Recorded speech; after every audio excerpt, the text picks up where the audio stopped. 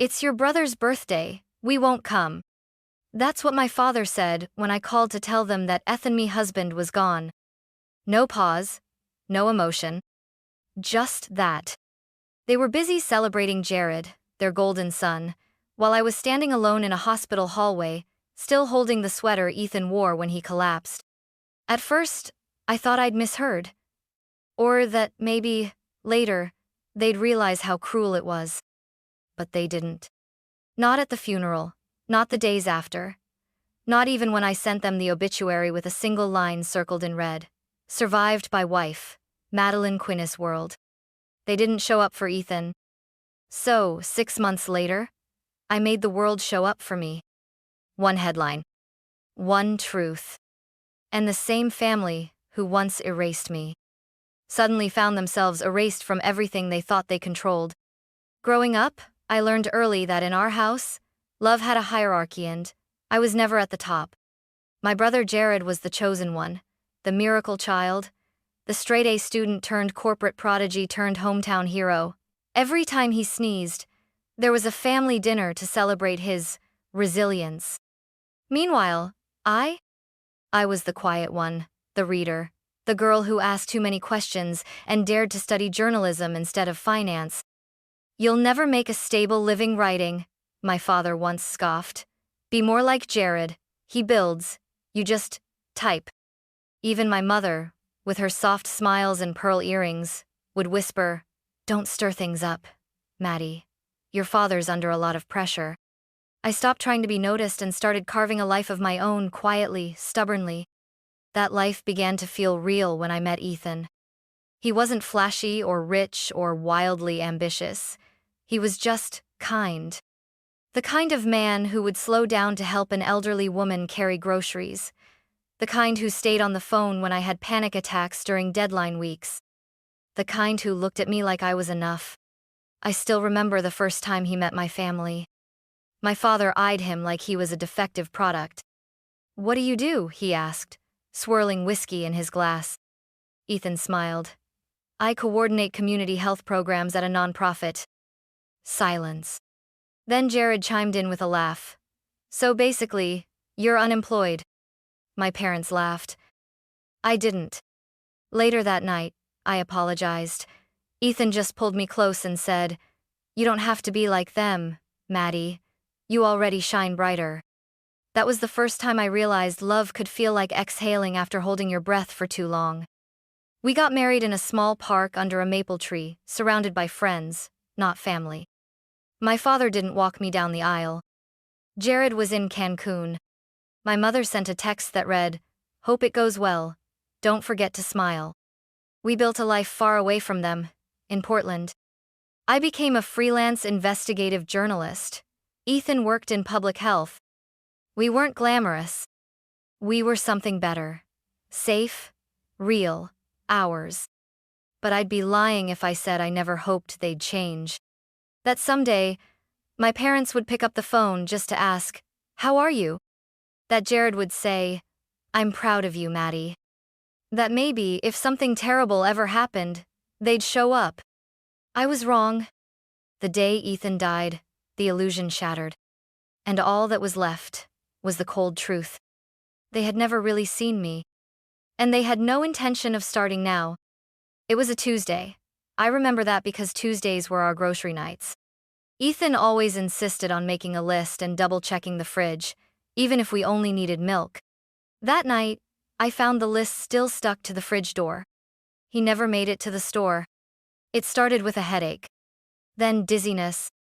Then he collapsed on the kitchen floor while I was brushing my hair in the bedroom. I heard the crash and ran in to find him lying there, his lips pale, his eyes wide with confusion. He tried to speak, he always tried to speak, but all that came out was a whisper of my name. Mads. The ambulance came fast. I rode with him, clutching his hand, repeating, "You're okay, you're okay, you're okay." But he wasn't. At the hospital, they told me it was a brain aneurysm, massive, inoperable. I sat next to him in the ICU, the beeping machines filling the silence. His skin was still warm, his chest rising and falling slowly. I kept talking to him. I told him about the chicken pot pie I was going to make, how I'd finally fixed the leaky sink, how the cat had found his missing sock. I told him he couldn't leave me, that I needed him, that I still had so many things to tell him. He died at 3:12 a.m. I sat in that sterile room for another hour, staring at the stillness. The man who filled every inch of my life with warmth was gone, and the world didn't even pause. Later that morning, I called my parents. Mom answered first. Her voice was groggy, probably still in bed. "Hey, sweetheart, it's early, everything okay?" I swallowed hard. "It's Ethan. He passed away last night. At the hospital. It was sudden." There was silence on the other end. Then a muffled sound, like she was covering the receiver. A moment later, Dad was on. His voice wasn't groggy. It was cold, clear. "We're sorry to hear that, Madeline," he said, formal like a press release. "But it's your brother's birthday tomorrow. We've got guests flying in, family, you understand." I don't. "You're not coming?" I asked. "We can't," he said. "Jared's turning 35. It's important." My hands trembled so hard I nearly dropped the phone. "He was my husband," I whispered. "Your son-in-law. He's dead." "We'll send flowers," Dad said flatly. And then he hung up. I stood in the middle of our apartment, surrounded by Ethan's things, the half-folded laundry, his shoes by the door, the grocery list on the fridge. I stared at all of it, and suddenly, it hit me. I wasn't just grieving Ethan. I was grieving the family I never really had. That day, something broke in me. But something else woke up too. The church was quiet, almost too quiet. I had chosen a small chapel just outside Portland. Ethan had once said it reminded him of the kind of place where honest people pray. There were no velvet ropes, no marble statues, just weathered wooden pews, sunlight spilling through stained glass, and the soft creak of the door whenever someone entered. Ethan would have liked that. The day of the funeral, the sky was overcast. Not stormy, just gray. The kind of sky that seems unsure whether it wants to cry or not. I stood at the entrance in a black coat that didn't feel like mine, greeting the people who came. Ethan's colleagues from the nonprofit. Our neighbors. Old friends from Stanford. Even the barista from our regular coffee shop brought a bouquet of wildflowers and tearfully told me he always tipped double when someone looked tired. But my family? Their row sat empty. I had reserved it just in case, 6 full seats near the front. I don't know why. Hope, maybe. Habit. But they never came. Not even a single text that morning. I delivered Ethan's eulogy myself. No priest, no performance. Just me, standing before a sea of sympathetic eyes, holding a folded piece of paper in hands that wouldn't stop trembling. I didn't read the words I'd written. Instead, I spoke from the part of me that Ethan had always seen and loved, the one that still believed words could heal. I loved him, I said. Not in the poetic, tragic way movies try to teach us. I loved him on Wednesdays when we forgot to do laundry. I loved him when he burned toast. I loved him when we had nothing, and I'll keep loving him now that I have less than that. There wasn't a dry eye in the room. Except mine. Because grief hadn't made me cry.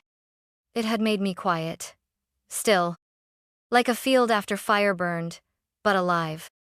As people came up to hug me after, I watched their faces, searching for the one I'd never find there. My mother's. And then I saw it. On my phone. A photo posted by Jared. He stood beside a massive golden balloon arch, holding a glass of champagne, my parents behind him, grinning like the world owed them nothing and gave them everything. The caption, 35 and thriving, grateful for family. I didn't feel rage. Not yet. What I felt was something colder. Like the end of mourning. Like the moment you realize the dead aren't the only ones who have left you behind. They'd chosen their celebration. Now I would begin my quiet war. Not with screaming. Not with vengeance.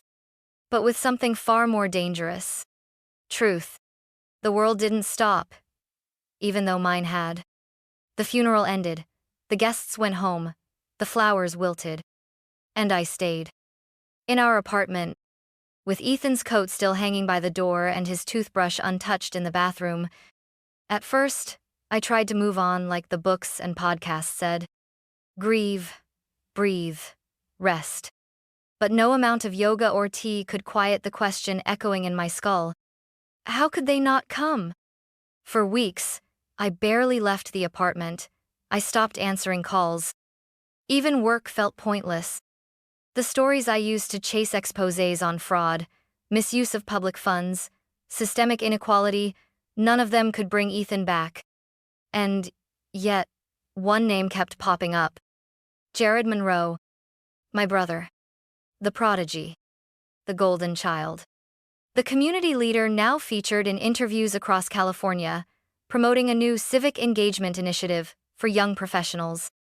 He wore crisp suits, gave perfect sound bites, talked about impact and integrity. But I knew Jared. I knew what he looked like when no one was watching. Entitled, careless, addicted to praise. Then I saw something strange. One of the nonprofits listed under his campaign had been flagged in a separate report: fund misallocations, questionable vendor relationships, donors unaware their money was being rerouted. I opened my laptop. It was 2:47 a.m. And for the first time in months, I felt awake. I started pulling records. Donations, grants, press releases, IRS filings. It was all there, hidden in plain sight: shell accounts, fake community outreach programs, invoices for consultants that led to Jared's college roommate and his fiancée. The man my parents celebrated while ignoring their grieving daughter was siphoning thousands in public money under the banner of doing good. For a while, I just sat with it, staring at the evidence, feeling the weight of it. Not just the fraud, but the insult, the audacity of it all. They didn't show up for Ethan's funeral, but they kept showing up for Jared's lies. And suddenly, something inside me clicked. A switch flipped. A voice whispered, "This is your story." I had spent years giving other people a voice, exposing wrongdoings, amplifying the truth. Why not now? Why not this? I didn't want revenge. I wanted accountability. I wanted my parents to finally see the cost of their choices. But more than that, I wanted the world to see me. Not the forgotten daughter. Not the emotional one. Not the background character in Jared's highlight reel. I was Madeline Quinn. Widow, writer, witness. And I was about to turn silence into something sharp enough to pierce through the Monroe family facade. I didn't publish the story right away. This wasn't just journalism. This was personal. And personal, when handled carelessly, becomes poison. So, I treated it like I would any investigation: meticulously, ruthlessly, professionally. I created a separate file on an encrypted drive. No names, just initials. No locations, just timestamps and figures. I needed this to be bulletproof. Not just for legal protection, but for me. For Ethan. I interviewed anonymous donors, tracked shell accounts, and pulled archived interviews where Jared made bold claims I could now prove were lies. I compared receipts from the fake community garden Jared's campaign claimed to fund, with photos of an empty lot full of weeds and trash. I even found the name of the company billing the nonprofit Brightstream Solutions registered to a P.O. box that traced back to Jared's college roommate's dog walking business. He wasn't even trying to hide it. I thought about confronting him directly, sending him the files, letting him sweat. But that would have given him time to run, spin the narrative, cry sabotage. No, this wasn't going to be a whisper. It was going to be a bomb, delivered in ink and truth. I pitched the story anonymously to the Pacific Observer, a major publication known for its watchdog journalism. I used a pseudonym, M. Quinn. They didn't know who I was. They didn't need to. All they needed was the story. And it was strong, verified, unshakable. The editor emailed back 2 days later. Subject line: "We're running it." Body: "This is extraordinary. Legal's reviewing now. If it clears, it's going up next week." My hands were shaking. Not from fear. From clarity. This was what I was built for. Not appeasing my parents. Not shrinking in Jared's shadow. I was built to expose rot and replace it with truth. And this wasn't just a story about fraud. It was a story about favoritism. About what happens when a family chooses image over integrity. What happens when you silence one child so another can shine? A week passed. I didn't tell a soul. Not Robert, the old editor who mentored me. Not my grief counselor. Not even the mirror. I just waited. And watched. Then, one morning, as I poured coffee into Ethan's favorite mug, the one with the chip on the handle, I opened my laptop. There it was. Headline: "The Golden Sun, a deep dive into Jared Monroe's nonprofit empire, and the money trail behind the facade." The byline read, "M. Quinn." I sat down slowly. And for the first time since Ethan died, I smiled. The story went live at 6:04 a.m. on a Monday. By 6:11, it had been shared over 200 times. By 7:00, Jared's face was on the front page of every major media outlet across the West Coast, but not as the rising civic star or the next big hope for social equity. No. Now he was a fraud, a figurehead for a fake movement, a cautionary tale. I didn't expect it to go viral that fast. But maybe that's what happens when people are starved for honesty. The headline cut deep. "The Golden Sun, how one family's favorite hid fraud behind philanthropy." And right beneath the headline, a photo of Jared shaking hands with the mayor, smiling like he owned the world, now repurposed as a symbol of everything false about it. I didn't answer my phone that day. Not when it buzzed with unknown numbers. Not when a local news anchor left me a voicemail asking for exclusive insights. Not even when the managing editor of The Observer called to offer me a freelance column. I just sat in Ethan's chair, wrapped in his old hoodie, watching it all unfold. At 10:43 a.m, I got a text from an unknown number. "You really did it." No name, but I knew who it was. 10 minutes later, another message came in. "Dad is spiraling.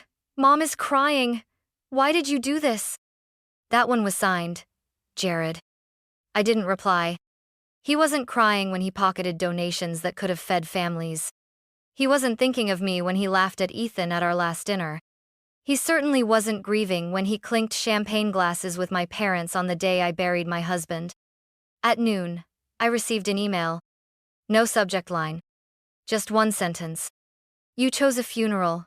We chose family. Now you've made your choice too." It was from my father. That was when I snapped. Not from rage. From release. I opened my email, typed a response, and deleted it. Then typed again. Deleted again. Until finally, I wrote something that didn't need revision. "You chose his birthday. I chose the truth. You raised a son who lied to the world. I buried a man who lived for others. We are not the same." I didn't hit send. I just stared at it for a long while. Then I forwarded it to myself. That was enough. By evening, news trucks were parked outside my parents' gated home in San Diego. Footage of my mother ducking behind tinted SUV windows made it onto cable news. Jared tried to issue a denial on social media miscommunication, he called it. But screenshots don't lie. Wire transfers don't lie. Paper trails don't lie. And the public? They were furious. Former donors demanded refunds. The city council voted to revoke partnership grants. One of the fraudulent vendors was subpoenaed. The IRS opened an audit. And me? I stayed silent. Because the truth doesn't need to shout when it's this loud. 2 nights later, there was a knock at my door. I opened it to find my mother. Her coat was too thin for the cold. Her eyes were swollen. Her lipstick was smudged. And for the first time in years, she didn't look composed, she looked lost. Madeline, she said, her voice cracking. We didn't know it had gotten this far. I didn't say anything. She stepped forward, slowly. I just wanted to see you, to understand why. I cut her off. Did you read the story? She nodded. Then you understand. She reached into her bag and pulled out a folded photo. It was from Ethan and my wedding, one of the few they'd been invited to receive but never attended. I found this in a drawer, she whispered. I thought we had more time. I took the photo from her hand, looked at it, then handed it back. You had time, I said. You just gave it to Jared. She opened her mouth, closed it. Tears filled her eyes. I'm sorry, she finally said. I believed her, but I didn't let her in. Because forgiveness isn't always a key, it's a boundary. I hope you find peace, I told her, but not at my door. And I shut it. Gently. Finally. That night, I didn't cry. I didn't rage. I sat with Ethan's notebook, the one he used to jot down ideas for food justice and community programs. On the last page, in his familiar handwriting, he had scribbled, "The truth always feeds someone." I closed the book and whispered, "It fed me." And I meant it. After the firestorm came the stillness. Jared disappeared from the public eye. His accounts went dark. My parents issued a vague statement about being misled by those we trusted, but the damage was done. The Monroe family name had once opened doors. Now it slammed them shut. But I wasn't celebrating. I wasn't watching the news or reading headlines. I was planting tomatoes in a raised bed in a Portland community garden that Ethan once helped design. A place where kids could learn to grow their own food, where seniors could pick herbs for free, where no one asked what your last name was. That was where I started going every morning. No emails, no deadlines, just dirt and sun. Some days I read to the children who came there. Some days I just listened. And every time a child ran up to me with dirt-covered hands and a grin, I saw a flicker of Ethan's eyes. My work as a journalist didn't stop, but I changed the way I did it. I wrote under my real name again, Madeline, no longer hiding in initials. I focused on stories about neglected communities, underfunded shelters, unheard voices. And for the first time in my career, editors listened. Readers responded. Donors showed up. One day, an email came from a foundation I hadn't heard of, offering funding to expand the community garden into 3 more cities. The sender? A woman who had lost her husband too. She signed off with, "Your words gave me permission to heal." That sentence stayed with me. Because that's what this had become. Not revenge. Not justice. But permission. To grieve. To let go. To rebuild without needing permission from those who never gave it. I didn't hear from my mother again. And I was okay with that. I had stopped waiting for an apology to feel whole. I had found wholeness in small things. In growth, in children's laughter, in truth. In knowing that while they had erased me from their family tree, I had planted something that would outlive them all. It was autumn again. The air was crisp, and the leaves had begun their slow golden descent just like they did the day Ethan proposed, under that tree near the river trail, where we'd packed peanut butter sandwiches and a lukewarm thermos of coffee. I drove out to the cemetery just after sunrise. No camera crew, no news story. Just me, a thermos, and a bouquet of marigolds. He always said marigolds looked like tiny suns trying to stay awake. I used to laugh at that. Now, it made me cry. But not today. Today, I sat by his grave and read him my latest column about the Portland kids who built a greenhouse out of recycled windows and leftover wood, with herbs named after their grandparents. The one who named her rosemary plant Gloria, because Grandma always smelled like soup and sass. Ethan would have loved that. I traced my fingers across his name carved in stone. Ethan Quinn. Beloved husband, community builder, lover of rain and ridiculous sandwiches. Beneath that, my addition etched months after the burial. The truth always feeds someone. That was his legacy. Not just the meals he helped deliver. Not just the laughter, or the long walks, or the quiet strength he gave me in the dark. But this unshakable belief that telling the truth even when it hurts is still an act of love. And I had done that. For him. For me. Even, in a way, for themy, parents who now had no illusions left to hide behind. As I sat in the quiet, sipping from the thermos, and listening to the wind through the trees, I realized something I hadn't felt in a long, long time. Peace. Not the kind that erases grief, but the kind that coexists with it like two rivers running side by side, never colliding, just flowing. I placed the marigolds gently by the stone, then stood, brushing off my coat. I kept my promise, I whispered. And I'll keep going. You gave me a life worth continuing. A breeze passed through, warm and fleeting. I closed my eyes and imagined it was his hand against my cheek, his voice whispering, "I knew you would." I turned, walking back toward the garden across the street, the one with the new mural going up. Bright, messy, alive. Just like him. And just like me.